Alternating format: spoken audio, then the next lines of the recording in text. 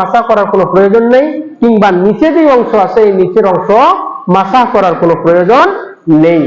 তার নিজস্ব এলাকার মধ্যে বসবাস করে তাহলে 24 ঘন্টা একদিন এক রাত পর্যন্ত সে মুজার উপরে মাসাহ করতে পারবে। আর যদি মুসাফির হয় তাহলে 3 দিন 3 রাত পর্যন্ত মুজার উপরে মাসাহ করতে পারবে। সাধারণত পা ধোয়াটা শীতকালে কষ্টকর হয়ে যায়।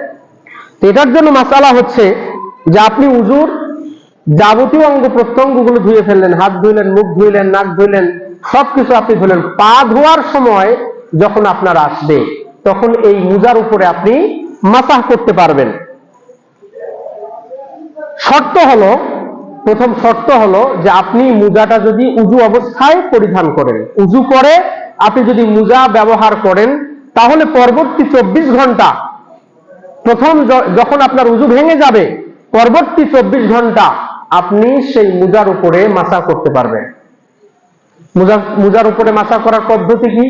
মুজার উপরে মাসাহ করার পদ্ধতি হচ্ছে আপনি উজুর সমস্ত অঙ্গ প্রত্যঙ্গ ধুয়ে ফেললেন, পা ধোয়ার জায়গা যখন আসলো আপনি ডান হাতের মধ্যে পানি নিলেন, পানি নেওয়ার পরে ডান পায়ের পাতা থেকে অর্থাৎ আঙ্গুল থেকে নিয়ে আপনি সামনের যে অংশটা আছে একবার আপনি মুছে ফেললেন, আপনার পা ধোয়া হয়ে গেল। অনুরূপ ভাবে বাম পা যখন আসবে বাম হাতের মধ্যে পানি নিয়ে আপনি বাম পাটাকে আবার ওই আঙ্গুল থেকে নিয়ে একদম সামনের অংশটা আপনি মুছে ফেললেন।